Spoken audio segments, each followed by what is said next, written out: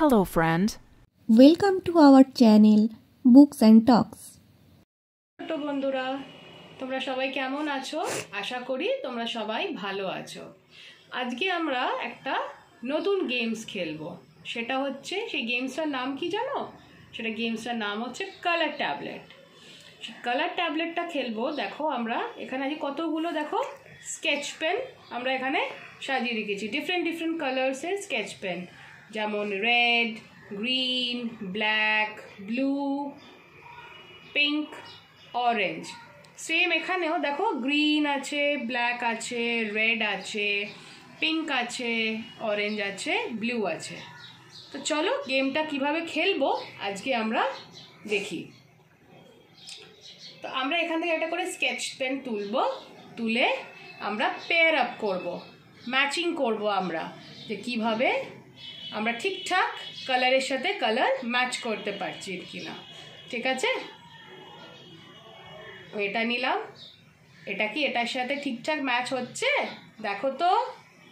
না। এটা কি এটার সাথে ঠিকঠাক ম্যাচ হচ্ছে? না।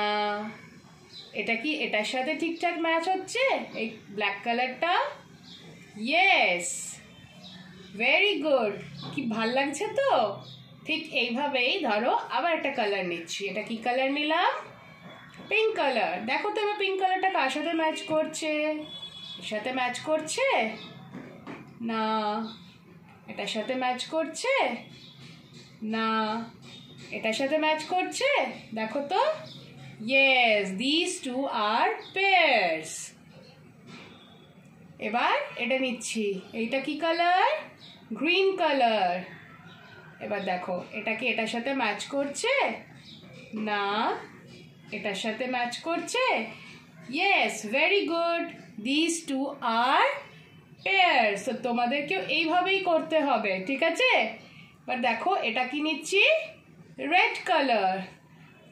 এটা কি এটার সাথে ম্যাচ করছে?